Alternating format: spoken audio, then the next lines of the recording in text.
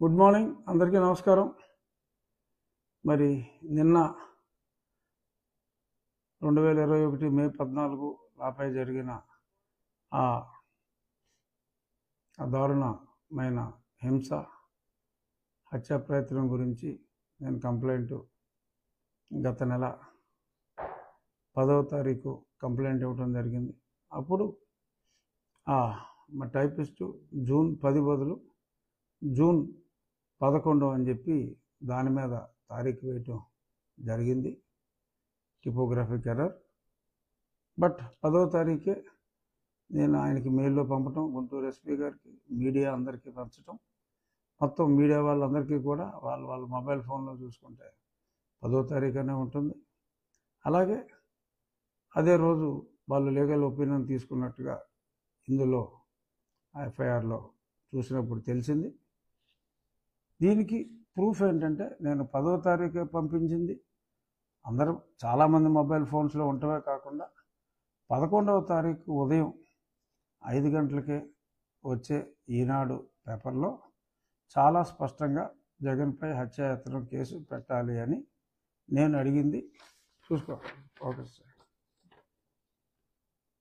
చాలా స్పష్టంగా ఆ తారీఖు కూడా చూడండి, 11/6/2024. సో 10వ తారీఖే నేను మీడియాకి అలాగే వాళ్ళకి పంపా. టైపింగ్లో స్టెనో 10 బదులు 11 కొట్టడం జరిగింది. మరి అది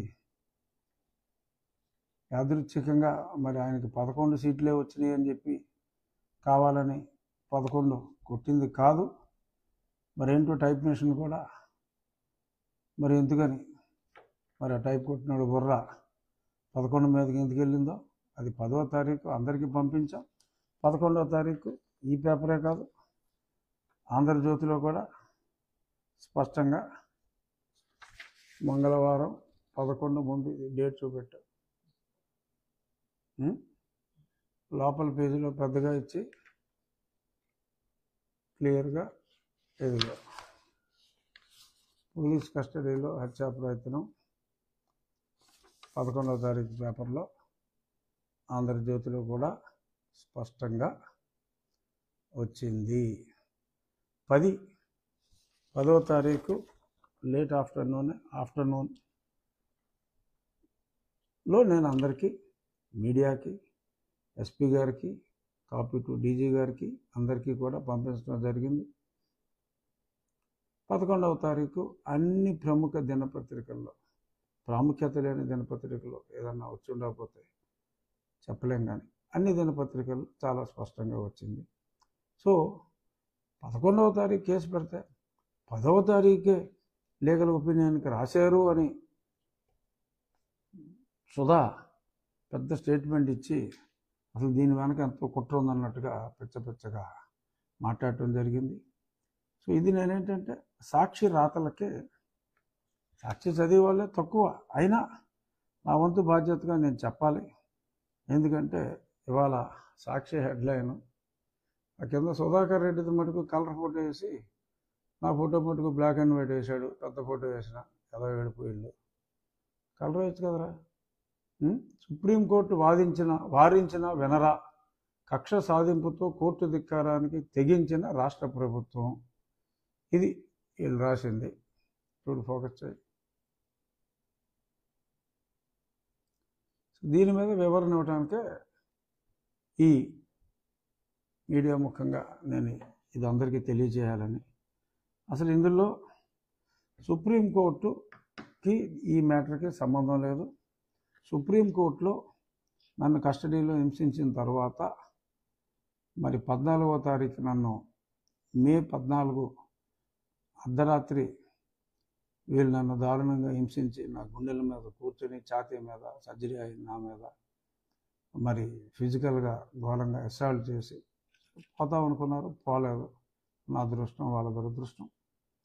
మరి 15వ తారీఖు నన్ను హాస్పిటల్కి తీసుకెళ్ళి హాస్పిటల్లో పరీక్షలు చేసిన తర్వాత 16 అంటే ఆదివారం నాడు సాయంత్రం నన్ను జైల్లోకి నెట్టబడ్డా.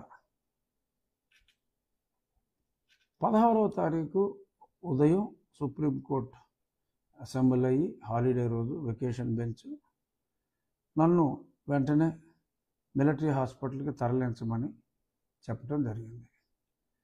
మిలిటరీ హాస్పిటల్కి తరలించేటప్పుడు అదే రోజు రాత్రి నాకు పరీక్షలు చేసి సేమ్ డే నైట్ నాకు పరీక్షలు చేసి ఆ రిపోర్ట్ పంపాలి అని చెప్పి మళ్ళీ అదే ఒక 3 రోజుల తర్వాత అంటే నేను 17వ తారీఖు నన్ను మిలిటరీ హాస్పిటల్కి తరలిస్తే ఆ రిపోర్ట్లు వాళ్ళకి 18 by evening afternoon or evening ఆ రిపోర్ట్స్ చేరిన తర్వాత 21 ఇఫ్ ఐఎమ్ నాట్ రాంగ్ 21వ తారీఖు సుప్రీంకోర్టు నాకు బెయిల్ శాంక్షన్ చేయడం జరిగింది. ఆ కేసు ఓన్లీ బెయిల్ వరకే. అప్పుడు నేను జైల్లో ఉన్నప్పుడు మా అబ్బాయి సిబిఐతో ఎంక్వైరీ చేయించమని చెప్పి అడగటం జరిగింది. ఆ కేసు అసలు లిస్టింగే కాల. 2 సంవత్సరాల తర్వాత ఆ మ్యాటర్ లిస్ట్ అయినప్పుడు హైకోర్టు ఏమంది అని అడిగితే హైకోర్టుకి వెళ్ళలేదు. అప్పుడు బెయిల్ ఇచ్చిన సందర్భంగానే సుప్రీంకోర్టుకి ఈ కస్టోడియల్ టార్చర్ గురించి కూడా అడగటం జరిగింది అని అంటే మరి హైకోర్టుకి వెళ్ళి రావటం కరెక్ట్ కదా అని కోర్టు వ్యాఖ్యల్లో అన్నప్పుడు we will go back to High Court. If you suggest that I should have gone to High Court, we don't have any problem to go to High Court. At that point in time, అప్పుడు సుప్రీంకోర్టులో bail ఉన్నప్పుడు దీన్ని కూడా file చేయడం జరిగింది. హైకోర్టుకే వెళ్తామని చెప్పి with the permission to go to high court we wanted to withdraw అంటే స్పష్టంగా as requested by the learned senior counsel, we are disposing of the case with the permission to approach High Court అని స్పష్టంగా రాయటం జరిగింది. So ఆ matter హైకోర్టులో పెండింగ్లో ఉంది. హైకోర్టులో హియరింగ్కి వచ్చినప్పుడు హైకోర్టు వారు ఈ మెడికల్ రిపోర్ట్స్ అన్నీ కూడా ఏదో కాల్ చేయాలని చూస్తున్నారు అంటే ఆ మెడికల్ రిపోర్ట్స్ జాగ్రత్త పెట్టమన్నారు. అలాగే ఆ పిదప ఈ cell phone details of all the CID officers and the staff who are there at the time వీళ్ళందరికీ అలాగే తాడేపల్లి దగ్గర కూడా కొందరు కాల్స్ అని నేను చెప్పడం జరిగింది. చాలామంది ఫోన్ డీటెయిల్స్ అన్నీ కూడా ప్రిజర్వ్ చేయాలి అని చెప్పి సిబిఐకి డైరెక్షన్ ఇవ్వటం, ప్రిజర్వ్ చేయమని ఆ టెలికాం వాళ్ళకి అందరికీ కూడా నోటీసులు ఇచ్చి ప్రిజర్వ్ చేయమంటం జరిగింది. ఆ పిదప మళ్ళీ ఆ మ్యాటర్ హియరింగ్కే రాల, అది పెండింగ్లో ఉంది.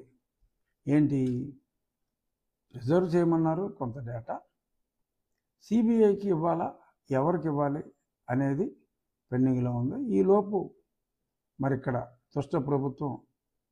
దుష్ట ప్రభుత్వాన్ని ప్రజలు అంతమొందించిన తర్వాత వైనాట్ 175 అనే వాళ్ళని కేవలం 11కే పరిమితం చేసిన పిదప రాష్ట్రంలో ప్రజాకంటకుల స్థానంలో ప్రజాపాలకులు వచ్చిన నేపథ్యంలో నాకు లోకల్గానే ఇప్పుడు పోలీసుల ప్రవర్తన మారే ఉంటుంది, అంతా చెప్పిన వెధవ పనులన్నీ చేసే పనికిమాల వాళ్ళు కాదు పోలీసులు అనే ఒక సద్భావనతో నేను ఇక్కడ గత మాసంలో ప్రభుత్వం మారిన తర్వాత నేను కంప్లైంట్ ఇవ్వటం జరిగింది 10వ తారీఖు. దాన్ని మొన్న మళ్ళీ అనుకోకుండా యాదృచ్ఛికంగా అది 11వ తారీఖు అయింది. ఆ 11వ తారీఖు నాడు ఎఫ్ఐఆర్ చేయటం, మరి నిన్న అది ప్రజాబాహుల్యంలోకి రావటం, ఇవన్నీ జరిగినాయి.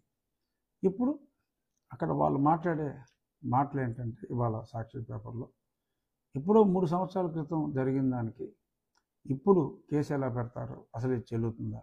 సుప్రీంకోర్టు తీర్పుకి అది కంటెంప్ట్ అవుతుంది. వేసుకోరు ఆ కంటెంప్ట్, చెప్పుచ్చు కొడతారు. కంటెంప్ట్ అని వేసుకుంటే మీకు కనీస అవగాహన కూడా లేని సుంఠలు అని చెప్పి మా భాషలో చెప్పాలంటే జోడుచు కొట్టేస్తారు. అరే సరే, దానికి నేను సమాధానం చాలా స్పష్టంగా చెప్పా. ఇప్పుడు 3 సంవత్సరాలు అంటున్నారు. మరి ఎఫ్ఐఆర్లోనే చంద్రబాబు నాయుడు గారి పేరు లేదు. 35 మందో 36 మందో ఉంటాయి. కేవలం అప్పటికప్పుడు 37వ పేరుగా మరి మా పార్టీ అధ్యక్షులు చంద్రబాబు నాయుడు గారిని చేర్చి మరి ఆయన్ని 5.5 సంవత్సరాల తర్వాత అప్పటికప్పుడు రఘురామరెడ్డి నంద్యాల వెళ్ళి మరి లేపుకొచ్చారు. మరి అప్పుడు ఎలా చేశారు? 5.5 సంవత్సరాల తర్వాత ఎలా చేయగలిగారు? మరి ఇదే ఇందులో ఉన్న 3 సంవత్సరాలకే ఎలా చేస్తారో అని మీరు ప్రశ్నిస్తున్నారు కదా. మరి 5.5 సంవత్సరాల తర్వాత మీరు ఎలా చేశారు ఆలోచించుకోండి. అంటే మీరు ఏదైనా చేయొచ్చు, కానీ అదే మీకు తగిలితే మీకు ఇటువంటి రూల్స్ అనేవి గుర్తొస్తాయా? ఏ రూలు లేదు. వేసుకోవచ్చు, ఒక క్రైమ్కి ఎవిడెన్స్ దొరికినప్పుడు వేసుకోవచ్చు. ఇంకొకటి, అప్పుడు గుర్తు తెలియని వ్యక్తులు కొట్టారు అని చెప్పి స్టేట్మెంట్ ఇచ్చారు. ఇప్పుడు వీళ్ళ పేర్లు పెట్టారు అని మాట్లాడారు. నేను చెప్పింది కొట్టినోళ్ళ గురించి కాదరా డుమ్రి. నేను చెప్పింది కొట్టిన వాళ్ళు గుర్తు తెలియని వ్యక్తులని నేను చెప్పిన దాంట్లో తప్పేమీ లేదు. నేను జగన్మోహన్ రెడ్డి వచ్చి కొట్టాడు, రామాంజనేయులు వచ్చి కొట్టాడు అని కాదు నేను చెప్పింది. కొట్టిన వాళ్ళు గుర్తు తెలియదు. ఎస్, కొట్టిన వాళ్ళు గుర్తు తెలియదు. నేను మాట్లాడింది కుట్ర చేసిన వాళ్ళని. కొట్టిన వాళ్ళు వచ్చేస్తారు. కొట్టిన వాళ్ళు ఏముంది, కానిస్టేబుల్ వాళ్ళు కొట్టారు, కొట్టమంటే కొడతారు. వాళ్ళ పై వాళ్ళు కొట్టమంటే కొడతారు. అది కాదు కదా. అసలు కుట్ర చేసింది ఎవరు? కుట్ర చేసింది సునీల్ కుమార్, సీతారామాంజనేయులు, జగన్మోహన్ రెడ్డి, విజయ్ పాల్ అండ్ ప్రభావతి. హాస్పిటల్ రికార్డులు తారుమారు చేసింది ప్రభావతి. ఇంకోటి, మరి అందులో నేను చెప్పిన దాంట్లో తప్పే ఉంది. మరి ఎందుకు అంటే, సరే సాక్షి చదివే వాళ్ళు ఎవరో లేరు ఇప్పుడు పెద్దగా, అయినప్పటికీ కూడా పట్టించుకోని అవసరం లేకపోయినా కూడా క్లారిఫికేషన్ ఇద్దాం. ఒకవేళ ఈ సొంఠలు తెలుసన్నారో తెలియకన్నారో, ఇంకొద్దిమంది సాక్షి ప్రేక్షకులైన కొద్దిమంది దురభిమానులు ఎవరైనా మరి ఆ సొంట చెప్పింది నిజం అనుకుంటే మరి సరి చేయవలసిన బాధ్యత కూడా మరి నా మీద ఉంది. కాబట్టి చెప్తున్నా, 1 by 1 సుప్రీంకోర్టు ఈ కేసు కొట్టేయలేదు. సుప్రీంకోర్టు అసలు medical reports correct, Guntur road ఇచ్చిన రిపోర్ట్ కరెక్ట్ అని ఎవడో అనలా. మిలిటరీ హాస్పిటల్ రిపోర్ట్లో చాలా స్పష్టంగా due to physical abuse ecchymosis is observed on both feet అని చెప్పి చాలా స్పష్టంగా ఉంది. దెబ్బలు తగిలినందువల్ల ఒక వేలు ఇరిగిపోయింది అని చెప్పి స్పష్టంగా ఉంది. రక్తస్రావం జరిగింది కాళ్ళలో అనేది స్పష్టంగా ఉంది. దాని మీద సుప్రీంకోర్టు అబ్జర్వేషన్ కూడా it is obvious there has been abuse అని చాలా స్పష్టంగా చెప్తూ ఆ కారణం చేత బెయిల్ ఇవ్వాల్సిన అవసరం ఉంది. లేకపోతే అసలు బెయిల్ ఎందుకు ఇచ్చారా ఆలోచించండి. సుంఠల్లారా, బెయిల్ ఎందుకు ఇచ్చారు? మీరు దుర్మార్గులు, మీరు చంపుతారనే కదా 124A మీరు పెట్టింది దొంగ కేసు, అది వేరే విషయం. అది విచారణ చేసుకోండి అన్నారు. జరుగుతుంది ఆ విచారణ. మీరు పెట్టిన దొంగ కేసా కాదా అన్నది అది వేరే విషయం. కానీ గుంటూరు హాస్పిటల్ రిపోర్ట్ ఫేక్ అని చెప్పినట్టే లెక్క. ఎందుకంటే మిలిటరీ హాస్పిటల్ రిపోర్ట్లో అంత స్పష్టంగా ఇచ్చిన తర్వాత మీ గుంటూరు రోడ్ది ఫేకు అని అర్థమైపోయింది. మధ్యలో ఎప్పుడైతే ఇది వస్తుందని తెలుసో మరి సునీల్ కుమార్ మరి చాలా అతి తెలివితో ఇక్కడి నుంచి తీసుకెళ్ళేటప్పుడు మరి ఏం జరిగిందో, ఆ కారులో ఏం జరిగిందో అన్నట్టుగా కూడా వాగటం జరిగింది. ఎందుకంటే ఇవన్నీ భయంతో ముందే కొంతమందిని ప్రిపేర్ చేయడానికి పిచ్చివాగుడు వాగటం జరిగింది. మ్యాజిస్ట్రేట్ నన్ను అక్కడికి తీసుకెళ్ళినప్పుడు స్పష్టంగా చూశారు. మ్యాజిస్ట్రేట్ రిపోర్ట్లో కూడా నా కాళ్ళు సొంట సుధాకర్ రెడ్డి చెప్పినట్టు చాలా బాగుంటే ఆ మేజిస్ట్రేట్ గారు ఏమన్నా గుంటూరు హాస్పిటల్కి అలాగే ప్రైవేట్ హాస్పిటల్కి తీసుకెళ్ళమని ఎందుకు చెప్తారు? ఆలోచించు.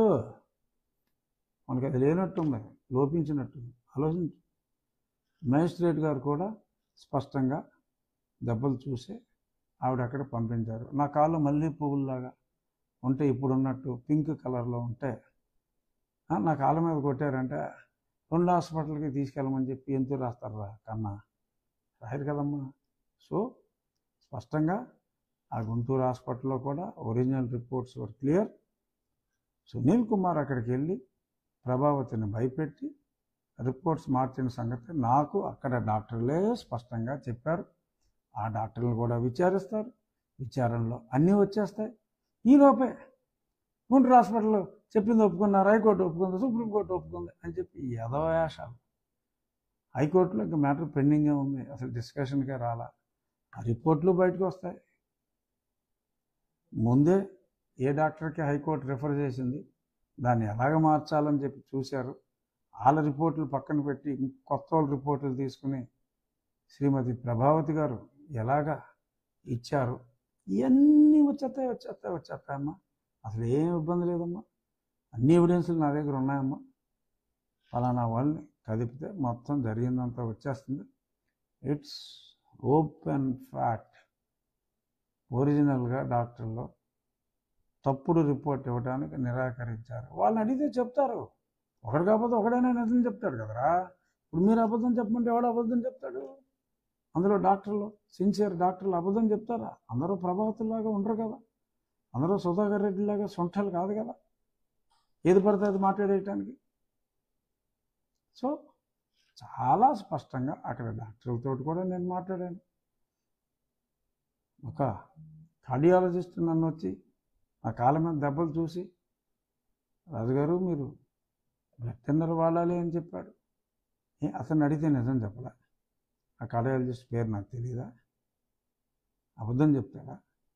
సో ఇప్పుడు ఈ సాక్షులకి ఎవరైతే సాక్షులు ఉన్నారో, సాక్షులుగా రాబోతారో వాళ్ళందరికీ కూడా రిస్క్ ఉంది. కాబట్టి ఈ ఎవరైతే మరి A1, A2, A3లుగా ఉన్నారో మరి డెఫినెట్గా వాళ్ళని అరెస్ట్ చేయాలి. అరెస్ట్ చేసి మరి విచారించాలి. ఇనిషియల్ ఇన్వెస్టిగేషన్ కంప్లీట్ అయ్యేదాకా వాళ్ళని ఓపెన్గా తిరగనివ్వకూడదు. ఇది ఒక చాలా దారుణమైన దుర్ఘటన. ఒక మెంబర్ ఆఫ్ పార్లమెంట్ని తీసుకెళ్ళి ఆ విధంగా చంపే ప్రయత్నం చేయటం అనేది చాలా దారుణమైన సంఘటన. మళ్ళీ ఎవరో ఇటువంటి తప్పు చెయ్యాలి అన్న ఆలోచన కూడా రాకుండా మరి గట్టిగా దీని మీద ఇన్వెస్టిగేషన్ జరిపించాలి అని చెప్పి నేను డీజీపీ గారిని కోరుకుంటున్నాను. అలాగే హోంమంత్రి గారిని కూడా కోరుకుంటున్నాను. You take tough action. ఎవరినే వదలొద్దు. 307 కేసు ఇది. కస్టడీలోకి తీసుకోండి, విచారించండి, సాక్షులందరినీ ప్రొటెక్షన్ ఇవ్వండి. ఎందుకంటే సాక్షులకి రిస్క్ ఉంటుంది. వీళ్ళు ఏదేదో మేనేజ్ చేస్తారు. ఏదో ట్వీట్లు వేయాలని ఏమేయాలని చూసుకున్నా దానికి శాంక్టిటీ లేదు. అది ఇప్పుడు నేను క్లారిఫై చేసా ఎవరన్నా అనుమానం ఉంటే. సో ఎవరైతే డాక్టర్స్ ఉన్నారో ఆ డాక్టర్ల మీద ప్రెషర్ పెట్టకుండా you keep a watch. I urge Guntur police, you keep a watch on the doctors. Head of the 21లో హెడ్ ఆఫ్ ద డిపార్ట్మెంట్లు ఎవరున్నారో వాళ్ళ మీద ఎవరో ఎటువంటి ప్రెషర్ పెట్టకుండా చూసుకోవాల్సిన బాధ్యత కూడా పోలీస్ మీద ఉంది. వాళ్ళకి ఈ ఐడియా ఆల్రెడీ ఉండొచ్చు కూడా. సో ఆ సాక్షుల్ని ప్రొటెక్ట్ చేస్తే మిలిటరీ హాస్పిటల్ రిపోర్ట్లు క్లియర్గా ఉన్నాయి. అది ఒక హైకోర్టు జడ్జి గారి సమక్షం, ఇప్పుడు హైకోర్టు జడ్జి గారు ఆయన సమక్షంలోనే జరిగినాయి. మేజిస్ట్రేట్ గారు చూశారు. ప్రభావతి, సునీల్ కుమార్ ఏమీ లేదని అన్నంత మాత్రాన అన్ని రికార్డులో క్లియర్గా ఉంది. జడ్జి గారి అబ్జర్వేషన్ కూడా క్లియర్గా ఉంది. అవసరమైతే ఆ మేజిస్ట్రేట్ని కూడా సాక్షిగా పిలుస్తాం. ఆవిడేం అబ్జర్వ్ చేశారో కూడా తెలుసుకుంటాం. అన్నీ తెలుసుకుంటాం. అమ్మ సుధా, సునీల్ అతిగా ఆవేశపడి మరీ అడ్డగోలుగా దొరికేయకండి. దొరికేశారు ఎలాగో, బట్ మీ అతివాగుడు వలన ఇంకొన్ని ప్రమాదాలు ఇంకొంచెం తొందరగా ముంచుకొస్తాయి. సరే, మీరు ఎంత అతిగా మాట్లాడితే మాకు అంత మంచిది. అంత తొందరగా ఈ కేసు కూడా క్లోజ్ అయ్యే అవకాశం ఉంది. కేవలం సాక్షి చెడ్డ రాతల గురించి క్లారిఫికేషన్ ఇవ్వటం కోసం నేను ఈ ప్రెస్ మీట్ పెట్టడం జరిగింది. తప్పకుండా ఈ కేసు త్వరితగతిన విచారణ జరగాలని, మళ్ళీ రాష్ట్రంలో ఇటువంటి అన్యాయాలు ఎవరికి జరగకుండా చూసుకుంటారని, మరి దీన్ని ఒక కులాల సమస్యగా మార్చే ప్రయత్నం కూడా మరి senior IPS officer Sunil Kumar గారు ప్రయత్నాలు చేస్తున్నట్టుగా నిన్న కొన్ని ట్వీట్ల ద్వారా అర్థమైంది. ఎక్కడ దళితులకు అన్యాయం జరిగినా ఆయన అక్కడ ఉంటాడంట. మరి ఇక్కడ ఈ ట్వీట్ ఎవరికి జరిగిందమ్మా? బహుశా మీకు అన్యాయం జరిగిందని మీరు భావిస్తున్నారా? మీకోసం మీరు అక్కడ ఉంటారా? సరే, ఉండండి, మీకోసం మీరే ఉండండి. ఇప్పుడు 124A ఇప్పుడు లేదు, కానీ మరి అలాగా మీ మీద కేసు పెడితే మీరు ఒక వర్గాన్ని రెచ్చగొట్టే తుంటరి ప్రయత్నం చేస్తున్నందుకు డెఫినెట్గా మీరు ఏ వర్గాన్ని అడ్డంగా పెట్టుకోవాలనుకుంటున్నారో వాళ్ళే రియలైజ్ అవుతారు మీరు ఎంత కుసంస్కారం. సుధాకర్ గారిని మరి దారుణంగా నిర్బంధించి రోడ్ల మీద చేతులు కట్టి కొట్టినప్పుడు ఏమైపోయాడు ఈ సునీల్ కుమార్? ఎవరి నోట్లోనో మూత్రం పోశారు అక్కడ, ఒక దళితుడి నోట్లో. అప్పుడు ఏమైపోయాడు ఈ సునీల్ కుమార్? హెల్మెట్ లేదని కొట్టి చంపేశారు ఒక దళితుడిని. ఏమైపోయాడు ఈ సునీల్ కుమార్? అప్పుడు ఏమైపోయాడు ఈ సునీల్ కుమార్ అని సోషల్ మీడియా ఘోషిస్తోంది. ఇవాళ TV5 ఉదయం మూర్తి గారి డిబేట్లో కూడా ఆ విషయాన్నే మూర్తి గారు కూడా ప్రస్తావించడం జరిగింది. So people are watching, my dear Sunil Kumar, people are watching. I think your game has come to an end. So let us see. తప్పకుండా నిందితుల్ని అరెస్ట్ చేయాలి, కస్టడీలో విచారించి తెలుసుకోవాలి. నేను కూడా నా దగ్గర ఉన్న ఇన్ఫర్మేషన్ అంతా త్వరలో ఐఓ గారిని కలుసుకొని ఇన్ఫర్మేషన్ అంతా కూడా ఇస్తాను. Thank you. న్యాయం జరగాలి అని కోరుకుంటున్న నా వెల్ విషర్స్ అందరికీ కూడా నా హృదయపూర్వక నమస్కారాలు. Thank you.